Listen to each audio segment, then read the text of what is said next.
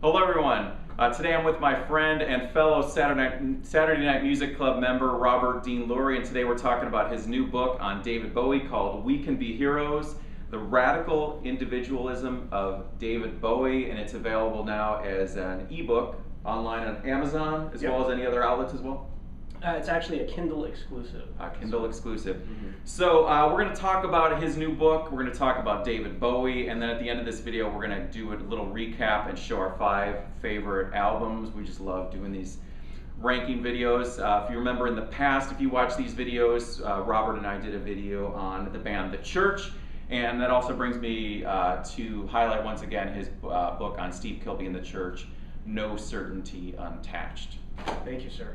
No problem. All right, so Robert, I have read almost every Bowie book out there that's available. So what sets your book apart from other books on the man? And then the second part of that question is, what does it mean to call Bowie a radical individualist? Okay. Well, Bowie's interesting because there's a huge amount of stuff out there about him, and some of it very well written, actually. Some musicians, the biographies are amateurish, but there are some pretty talented writers that have taken on the Bowie story. And so because of that, the sort of Bowie's trajectory, Bowie's story has been pretty well covered at this point. So what makes mine different, I suppose, is the focus on kind of one thread of David Bowie's personality, which is his, I call it radical individualism, is sort of the way that he continually sort of stood outside of everything, and oftentimes consciously so. And the fact that there was kind of a philosophical foundation for this stance. I mean, he was naturally predisposed to be that way, but then he read a lot of things that sort of bolstered that and gave him kind of a theoretical background for this. So, and it kind of, so this book follows the various changes that he went through, but observed kind of through that lens, and so I think that probably makes it different from some of the other things you'll find about him. What I noticed is, and we were talking about this before we started filming, is a lot of the time, a lot of the things that I've read about Bowie over the years really kind of focuses on his changing personas, but it doesn't really tie it to anything. It just shows this morphing of, like the chameleon David Bowie goes from, the Ziggy Stardust character, Thin White Duke, and you get all these eras of Bowie, but it doesn't really tie to anything. Where I noticed with your book, it really hones in on finding those time periods and those personas, but tying it into what was happening lyrically, I think, at those moments. Yeah. And that's what I appreciate as being different about your book. I mean, just to prepare yourself to write this, how big of a dive did you do into lyrical analysis? Right. Well, so I'm going to backtrack a second because I just remembered there was a second part to your question, which is what does this whole radical individualism thing mean? So I should define that, and then we'll talk about kind of the source material. Radical individualism, you could probably, there's 2 aspects to it. One is derived from the English occultist, the notorious occultist Aleister Crowley, whose big catchphrase was, "Do what thou wilt shall be the whole of the law." And it's just this very radical, I draw comparisons with like Nietzsche and Ayn Rand. And Bowie was definitely reading Nietzsche, and he really fell for Crowley for a little bit there. And that kind of gave him license to just be completely outrageous and just outside of the bounds of society. That's, there's individualism, which is like Emerson, to be a man, you would be a nonconformist. And the radical individualism is just taking it just even beyond that and just being completely outside. So there's a radically individual lifestyle. But then the other thing is being an individualist in your art and making radical artistic choices. And you see this a lot, we listen to a lot of obscure music, so we see this all the time in some of the more, bands like Public Image Limited and stuff with the metal box, and they, that's some pretty radical stuff that's way out there. but you don't often see it with someone that's at Bowie's level of success, to make really left field choices and kind of deliberately sabotage his own career to keep the muse alive. And so my contention is that both of these things are intertwined, and that again there's a foundation to this that is lacking in some of these newer artists. I mean, you have say, like, let's take the example of Miley Cyrus, right? Mm-hmm. Miley Cyrus does some stuff where you're like, whoa, where did that come from? But there's no philosophical foundation. She's just a kid that's like acting out, basically. Right. And she falls in with the flaming lips or whatever and does some crazy stuff. But do you think that, interrupt you for a Yeah. second, because there's a point in your book where Bowie describes himself as a librarian, I think it was. Right. Yeah, and so do you think there was a time period where, you know, if we look at train tracks running parallel, do you think that Bowie is an individual persona hanging out like we are right now versus the public persona as the artist? Do you think there was a parallel where those were running side by side as the same, and then they branched off at some point? Did they meet up again? Yeah, but that's an interesting thing too, because I believe that Bowie survived and stayed vital by divorcing his private self from the radically individual artist. So if you're talking about 75, 76, he's, I don't know if I can swear here, but I mean, batshit crazy, basically, or his behavior was, you know, he was completely gone on cocaine and the LA just years, out of control, but he had to save himself from that, so he kind of went straight in both ways, you know, but then you had a phase where the music kind of was not very interesting in the 80s. Most people feel that that was the weaker material, even though it was very successful, his pop years. What he figured out later on was how to bring back the radical side of the music making while staying on an even keel in his personal life. Was that, you know, let's back up, because that was a question that was actually brewing in my mind before we even brought up the 80s, but was that radical even in its own, the fact that David Bowie, who was kind of a musical outsider, I mean, you could say he was a musical outsider, I mean, you look at the Berlin trilogy in the 70s, you look at the Ziggy Stardust era, but was that radical all of in its own, that he ended up bending towards doing something more in the mainstream realm? Definitely Let's Dance was, because Let's Dance, I think, was an experiment. Like, I've done all these other genres, I did like a soul album. Let me get together with Nile Rodgers and Stevie Ray Vaughan. Right. And let's try to do like a pristine pop record and just really make it interesting. So you're saying Tonight, which followed the year afterward, was just kind of a piggyback onto that one? The problem with Tonight was that it was, because Let's Dance was so successful, Tonight was an attempt to reproduce that. Right. And you read interviews with him, even at the time, he's kind of checked out. He's just not as interested in that project. Yeah. So I know we're kind of jumping all over. I wanted to answer your other question, the preparation. Leave no stone unturned here. So I think it's probably clear to anyone who reads this or watches our videos or whatever that I'm a pretty big fan. We're about on the same level in terms of our knowledge of the discography. And we both read a lot of the biographies. So a lot of that knowledge I had already. But yeah, I did have to do, this whole thing was in a very concentrated period of time. It was basically kind of an assignment. I had a friend that put me together with this publisher, and they wanted a book about David Bowie. And I thought about it. I said, all right, let's do this. So I had probably about a month to just do hardcore research. And, you know, I had to supplement my Bowie knowledge with some of the source material, some of the stuff that he was reading, and then also really dig into the lyrics. Because with a lot of stuff, and particularly Bowie, you know snatches of it, but you know some of the songs you've never really sat down and what is Panic in Detroit about, really? You know, this was the first time I sat down and actually read it from top to bottom. So yeah, I did that kind of an intensive crash course for about a month before beginning the writing of it. Yeah, and I think it's come with all the stuff that has come out.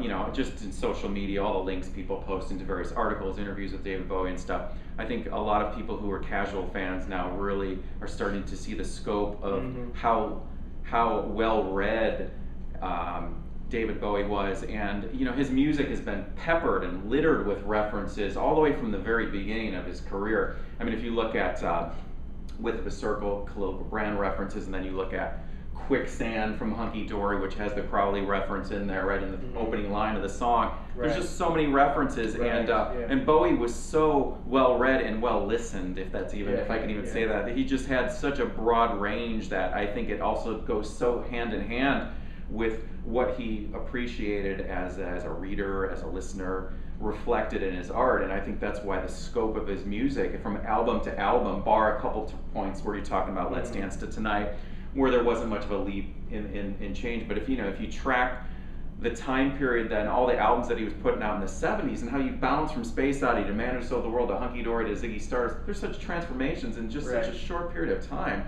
And I think it just shows this this radicalism in how he just changed and morphed, and it's reflected in what he appreciated and consumed, I think. Yeah, obviously a breadth of knowledge. But one thing I want to point out here, because I'm sure like people might be watching this and they're thinking, boy, these guys take this really seriously. Yeah.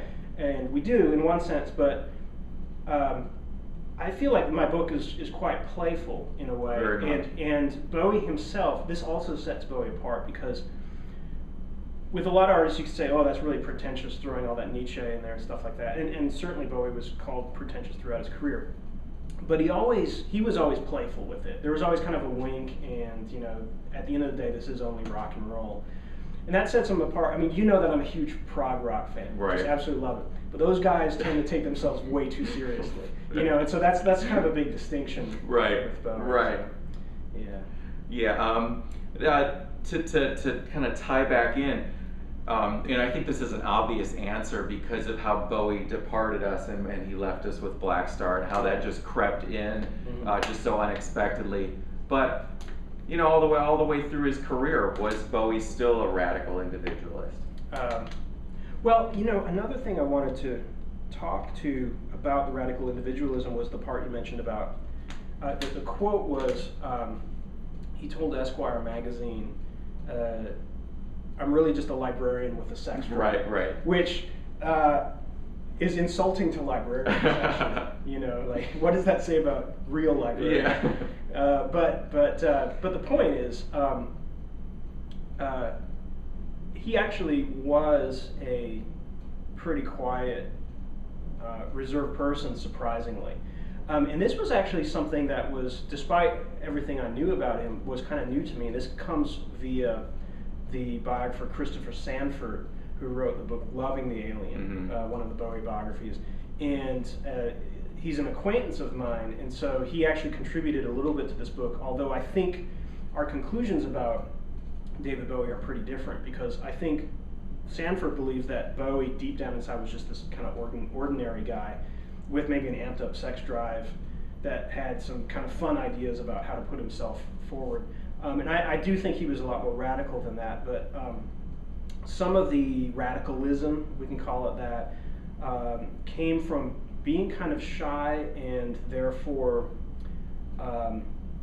having to, or realizing that he could construct these personas. So like Ziggy Stardust is this very extroverted character. And of course that is something that's inside of him, but it was something that he didn't feel comfortable letting out as himself. So he dyes his hair orange and goes out and acts all crazy. Right. But then he kind of like went native with it, you know, and then hence the LA years, and just going off the rails. But so I think that to answer your question, he stayed radical because his there were some actions toward the end that were just in keeping with his sort of adventurousness of his youth. The way that he went out with Black Star and all that was brilliant and unexpected and very challenging and all of those things. And I mentioned too earlier in the book that he got kicked off of YouTube a couple years ago for the video the next day. The next day, right. So I didn't know that until I read that. He did keep his edge, but that ran simultaneously with the quiet side, because he was kind of public in the 2000s and did all these interviews and always seemed a little bit strained. Like he was always charming, but I think you and I are both kind of quiet people too as well. And I know when I used to be a teacher, and when I would kind of try to do things in public, it was always a little bit forced. I would talk a little bit more loudly than I needed to. It's always you have to kind of put on a performance, and he was always doing that in his interviews. And so I thought it was interesting that he had a heart attack in I guess '04, and then kind of I think much like Bob Dylan's motorcycle accident, if you know that lore, in the '60s, Bob Dylan was like just touring constantly, and he has this motorcycle accident and he disappears. He retreats for several years. I think Bowie used his heart attack as a good exit strategy so he could kind of get back out of the public and not have to do all those interviews. Right. And so I think in those 10 years, his natural disposition was to record some music at home, kind of put it out, but otherwise just be a very private person. Yeah. And I think that was kind of his default mode. So, you don't necessarily associate that with radical anything. That's where the whole librarian thing comes from. But it's all there. And that's the thing, too, is that a person can embody all of these things. You can have these different impulses, and I think the individualistic thing was just something that guided a lot of his choices all along, but he had other things that complemented and sometimes contradicted that. I think the fact that getting back to being all serious and discussing Bowie, I think it's just such a great testament that we continue to make these videos discussing him because of what he's probably if he was watching this, he'd probably be like, I just wrote whatever came. There was no thought that went into it at all, you know what I mean, or whatever. And hey, I just did that because I was sick of going on the road and I just needed a break. You know what I mean? It's so the fact that we can debate this and discuss it, I think, is fascinating all of its own. And it is just rock and roll at the end of the day. But man, some of this stuff is rock and roll with a doctorate degree. And I think that Bowie definitely falls into that category. So once again, Robert's book is We Can Be Heroes, The Radical Individualism of David Bowie. And it is available exclusively through Amazon Kindle. And I think, what is it, $3.99, $4.99? $2.99. $2.99. Yeah. So I'm going to show it again because I think my iPad might have flipped it. So here's the... And I'll have a link down below where you can get that book. It has a playlist, recommended deep cut playlist at the end of the book. And I think that'll let's segue into our top 5 David Bowie albums. So we're going to start at number 5. Robert's going to show his. He's going to list his 3 favorite songs from that album, and then and we'll go back and forth till we get our number 1s together here. So why don't you start off with your number 5? Okay. All right. So. Tin Machine is my number 5. Very polarizing choice. And you probably noticed that I led off the book. Absolutely. Yeah. I had one guy that reviewed the book. He's like, I've read a lot of things about David Bowie, but when you start off with Tin Machine, that gets my attention. So Tin Machine actually is pretty crucial to my thesis because after that pop era that we were talking about, the only way he felt that he could kind of get back in the creative game was to do something really radical, really shocking. And so he puts together, it's the rhythm section that he worked with on the Iggy Pop album Lust for Life, the Sales Brothers, plus this guitarist that he just discovered that was like married to his PR lady. And the other 3 guys, the brothers obviously had played with Bowie, but these parties didn't really know each other at all, and they went off and they did this very mostly improvised album, first take lyrics, and there are some atrocious lyrics on this album. I mean, you would probably say it's not a gem at all. I would say it's a very rough gem. So it's also a sentimental favorite because growing up in the 80s, I was familiar with Bowie and knew about Let's Dance and everything, but this is the one that got my attention. Like, wow, there's something really interesting about this guy, and that caused me to go back and discover all those great albums from the 70s. All right, 3 favorite tracks. Oh, 3 favorite tracks. Okay, so the song "Amazing" that leads off side 2 is a great ballad with some great sort of power riffing from Reeves Gabrels. I have to include "I Can't Read," which has been a favorite for a while, a very discordant song.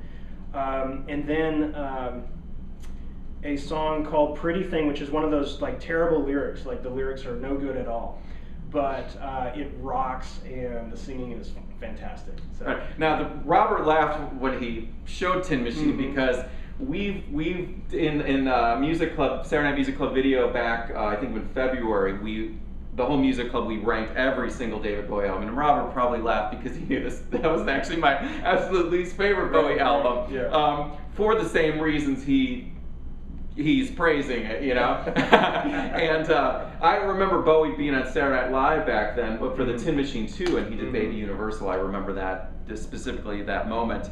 And another thing when we were talking about the fascinating approach to examining Bowie all the time is that this is an ever-evolving list. My top 5 right now are different than the ones I presented in February, and they're also different from the ones I presented when I did a video by myself on this. So my number 5, this was the first time I got to see first of 3 times I got to see David Bowie live, and it was on the Outside tour. So this is my number 5 album. I just think from what he went through, going all the way starting in the 80s, 83, Let's Dance, to 84, Tonight, Never Let Me Down, the Tin Machine era, and then he did Black Tie, White Noise, which was like, you know, his return with Nile Rodgers, which was more of like a soul record, and then he put this out 2 years later, which was so noisy and sonically it's just such a brilliant record. And reuniting with Brian Eno again, absolutely incredible. My 3 favorite songs on this one: "Strangers When We Meet," which is just stellar, "I'm Deranged," and "Heart's Filthy Lesson," and this came out in '95. And I have a quick comment about that, because when we did our video together, that was my number 1. And it was my number 2. And it's not anywhere on my list this time. Yeah. It probably would be just outside, like maybe 6, because in the process of working on the book, I re-listened to it, and it is brilliant, musically, melodically. I found it a tough listen. It was just so bleak, so unrelentingly bleak. And I just needed stuff that was a little bit warmer. So I guess in terms of like mood right now, it's just not. It's a super dark album. It's intense. All those little segues that happen, and it really, you know, this is, you know, smack dab in the CD era. So I mean, they're filling the disc up with content. So it's definitely a sit down. I need to spend 74 minutes with it. It's intense. And this is what I'm talking about. He was like, he had gotten married not too long before. He was supposedly happily married. And this is the album he puts out? Right. You know, dark stuff. Yeah, dark stuff. See, he had taken all the dark impulses and channeled it into his music, and that's so few people can manage that. Right. You know, so it's very and then the juxtaposition of Black Tie, White Noise to this one. Right. That goes straight along with like going from Young Americans to Station, or Station to Low, or you know, Aladdin Sane to Diamond Sucks. They were drastically different albums. Let's go to number 4. Okay, number 4. I know this is this is one you're gonna be happy about. Diamond Dogs, and sometimes it's funny. I kind of forget about this album sometimes because it's such an anomaly, even during the '70s. But it's just, I just love the wild range of sounds. It's dark in large sections, but then there's moments of light as well. And he did a lot of the guitar playing himself, which I think is great. And he has a very kind of proto-punk style. Yeah. So as far as 3 songs, I would say Sweet Thing is amazing. Rebel Rebel, I just have to mention that one because it's such an iconic guitar riff. And then We Are the Dead. Oh man. So Diamond Dogs. Yes, great. Diamond Dogs came out in 1974. I'm going to go with number 4. For me, is going to be 1976's Station to Station. This is part of that whole. I remember reading quotes of Bowie where he barely remembers recording this album. But there's a great photo of him where I think he's walking down. I think it's Sunset Boulevard outside of the recording studio. I think he's holding the tapes for it. There's this great photo of him. a 6-song album. It starts off with the title track, which is over 10 minutes. Starts off with that panning train going across, and it just sets the mood. But it contains another. This contains what I think are some of as a vocalist, some of Bowie's just greatest moments as a singer. My favorite track off this one is "Word on a Wing." It's such a delicate. It's just such a hard song to kind of encapsulate. Maybe you'll discuss it if this appears on your list. Second favorite track, "Station to Station," and then "Wild as the Wind," which is one of his absolute best vocal performances. They're just unreal. So 1976, "Station to Station." Well, you may have noticed that "Station to Station" is my next choice. I guess I'm at 3. Number 3, yes. And I think you summed it up really well. "Word on a Wing" is interesting. I actually talk about this in the book because "Word on a Wing" is an oddly conservative song popping up in the midst of all this. It's actually essentially a hymn. I'm sure you're familiar with the lyrics, and it's just a very, he was doing all the stuff around them with the Burroughs cut-ups, like cutting up lyrics and stuff, and then he has this song that's so direct and so heartfelt, and it's basically just a plea to God to help sort his life out. So I think it came from a very personal place. It's a great song. Yeah. And the funny thing is, I don't see people reference that song a whole lot, and it's always been just one of my absolute favorites from its entire catalog. So I'm happy to hear you discuss that as well. So I'll include that in my 3 songs. I would definitely have that one, TVC 1.5, and "Stay." I think "Stay" is this awesome sort of robotic funk type song.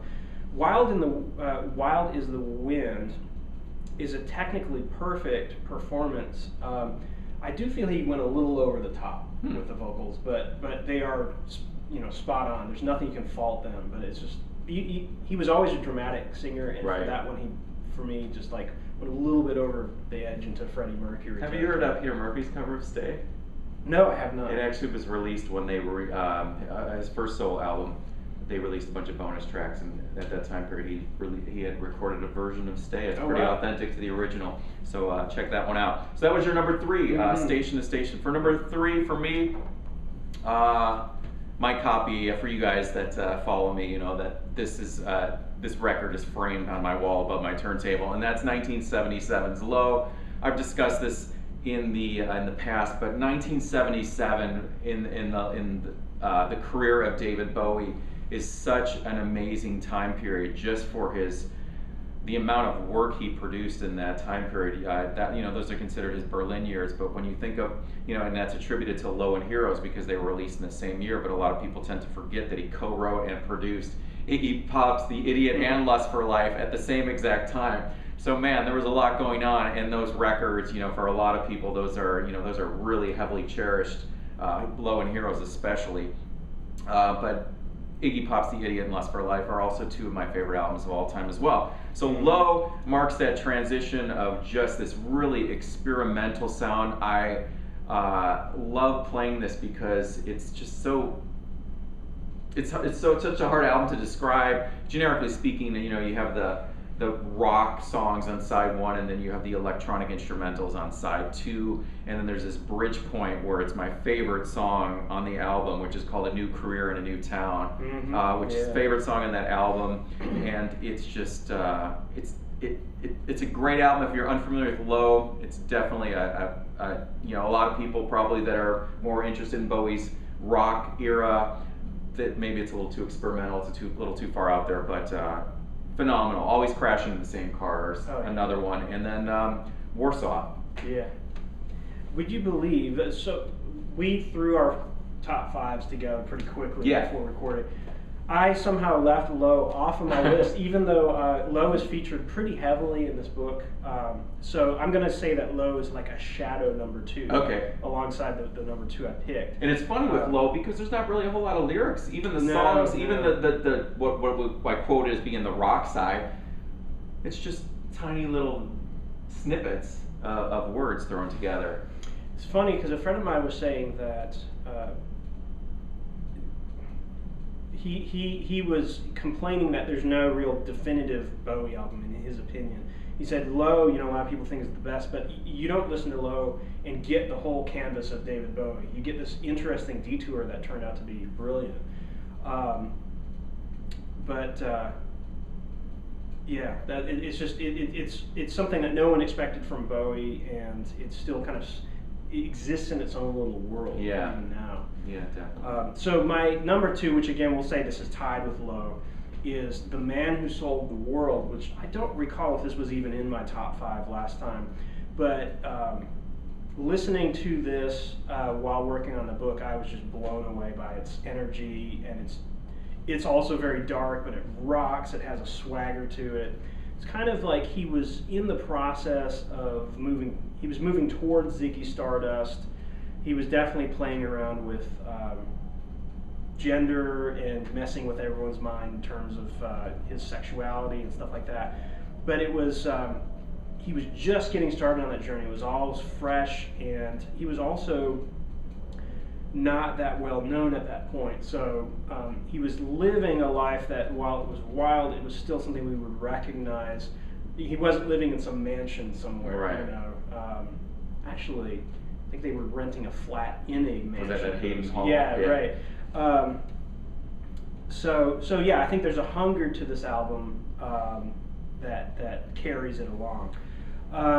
As far as the best tracks, Width of a Circle is just this amazing power rock epic.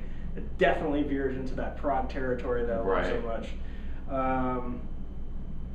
And The Man Who Sold the World, I can't ignore that. Everyone knows that song by now. It's just a great, eerie song. And for third, I'm just going to say, After All. That's the one that's jumping out at me right now, just looking at it. It's very kind of haunting. Oh, yeah. Very unsettling. This isn't in my top 5, but if I had to just pick 3 from that one, all the Mad Men, the Superman, and probably the title track, Man Who Sold the World. Number 2 for me, this is the album that followed Man Who Sold the World. This is Hunky Dory. Wow, just stunning. This is the album that would I think by the time it was released, Bowie already had recorded Ziggy Stardust and was already moving on to that. But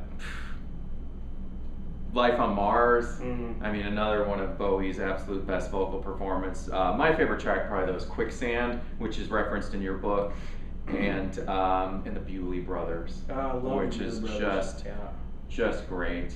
But the whole thing is just kooks, oh you pretty things, and then changes, speaking of a word to define Bowie, change. So that's my number 2, Hunky Dory. Yeah, I kind of want to bend math and somehow have that also be in the top 5 while not excluding any of these. Right. He's got so many great albums. That's why I think it's good to, the more of these we do, we can change it to feature other ones in there too, because it's hard to just pick 5 and stuff. I was getting this together this morning. I'm like, oh my god, you put this one in there, you gotta leave this one out. Right, come on, right. All right, so number 1, Scary Monsters. And this actually is my challenge to my friend Dan Flynn, that there is a representative Bowie album. I think Scary Monsters does manage to give you a taste of the various things he can do. And in fact, if you look at the back cover, it's got little pictures from some of his other albums, so I think he was maybe thinking about that when he made it. It's got Robert Fripp on there doing great, sort of crazy atonal guitar work. It's got some more straightforward songs as well as some more challenging kind of noise rock things, some pop. The lyrics are great and they're very off-center, so I think it's just absolutely brilliant. I think this album, although it was released in 1980, it's kind of like the end of an era for Bowie. It like bookends from Space Oddity, even though, barring his self-titled one from 67, I think, which is kind of an entity all on its own. I think from Space Oddity, this is, and obviously you're probably going to just talk about this, but Ashes to Ashes is that bookend of Space Oddity. So it kind of that's a distinct period of Bowie's, whatever people can call it, his, the golden years of his career. Right. But, the song "Ashes to Ashes," which is I'm going to lead off my top three in talking about that, is my absolute favorite Bowie song. I think it's his best lyric ever, and I think it's prior to Black Star one of his most personal statements. There's a sort of the bridge in the song where he says, "I've never done good things. I've never done bad things. I've never done anything out of the blue. Want an axe to break the ice. I want to come down right now." That's his own insecurity, and he actually acknowledged that. Yes, I mean, he was speaking to his own self-doubt. It seems shocking that someone who was so assured in his artistic decisions would be racked with that kind of self-doubt, but he really,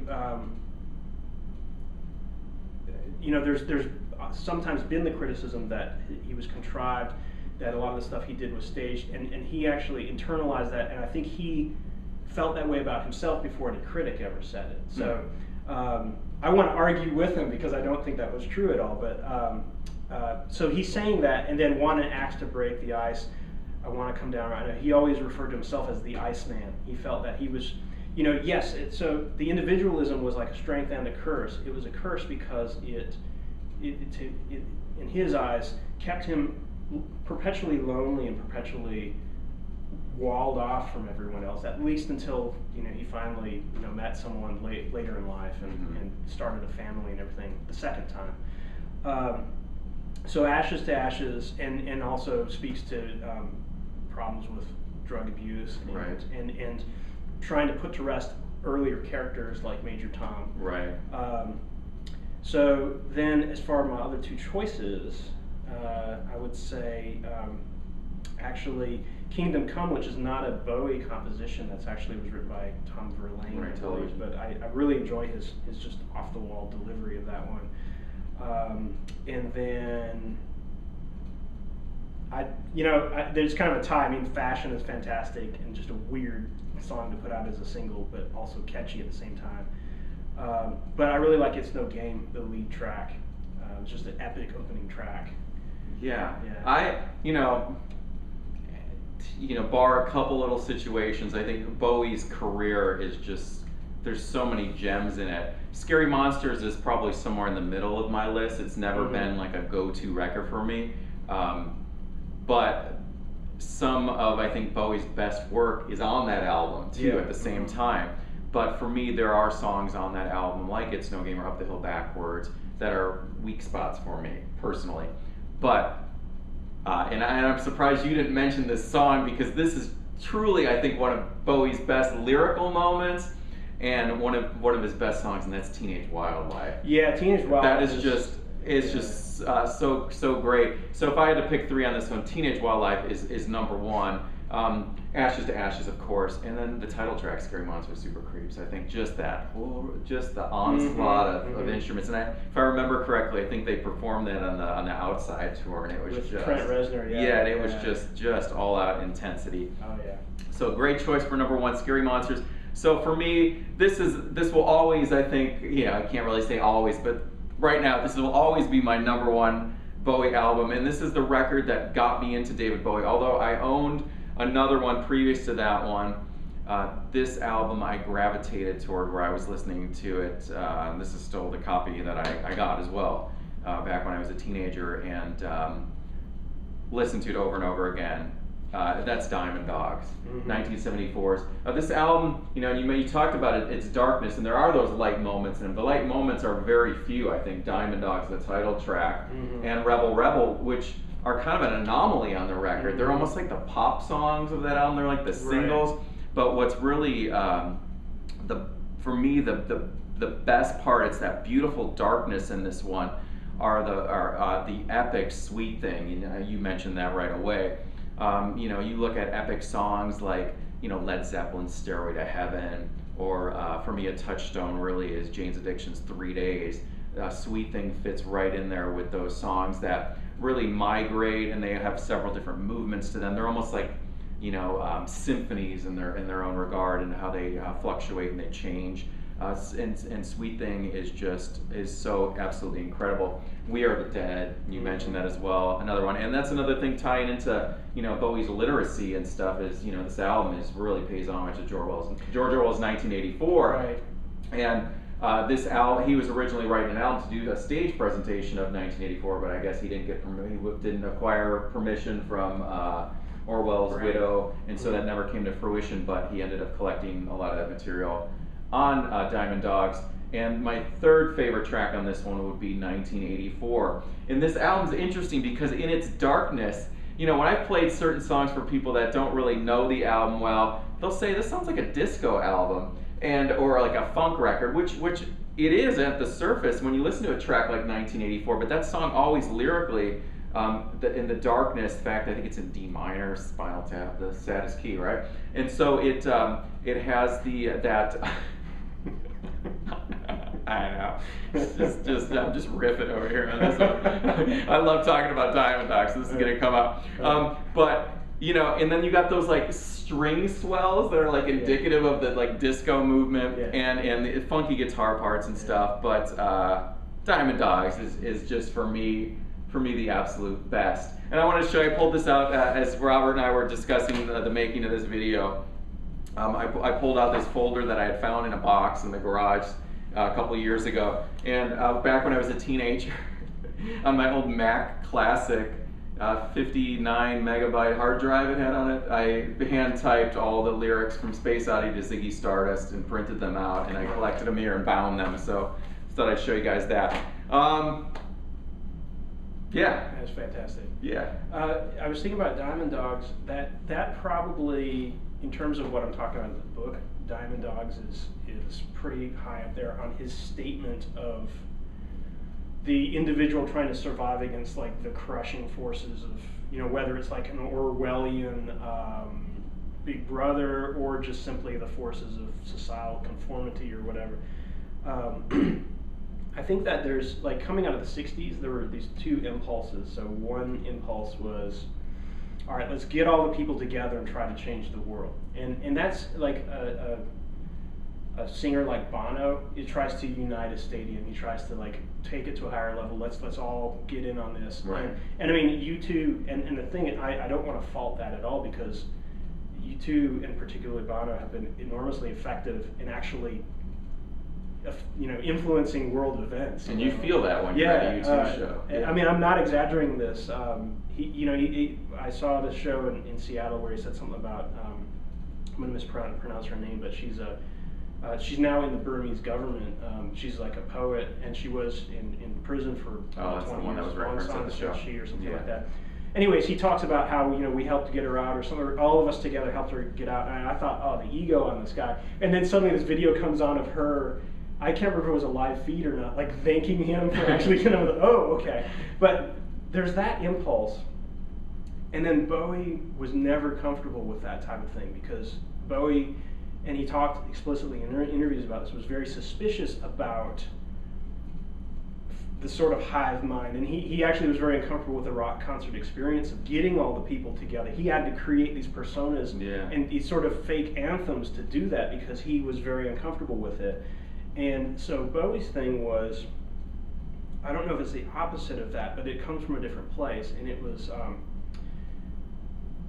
finding yourself and being proud of that and standing on your own decisions, And so very much like when you would see Bowie, if the crowd was uniting, they were kind of uniting around that idea of everyone being themselves, which is this weird sort of contradiction. Right.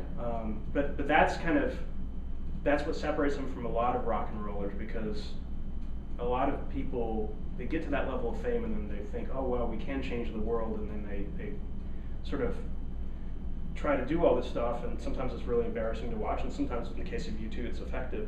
And Bowie, he dipped his toe in a couple times when he was asked to do it, like Live Aid and stuff like that, but his default position was the kind of stuff that you see on Diamond Dogs, which is like the lone soul who he's probably not going to win, but the struggle itself is worth having. Yeah, interesting. See, you and I, we're relics in a way, because this right here This is a echo of the pre-internet age. Yeah. This is what we had to. This was like the depth of our devotion. Yes. Typing up, or in some cases handwriting lyrics. Yeah, that took hours and hours. Those days are gone. Oh yeah. It's no copy and pasting right there. Right. Exactly. So. All right. So once again, guys, We Can Be Heroes. That's Robert's new book. I'll have a link down below. And thanks for watching. Thank you so much. Thank you, Brett. Yeah.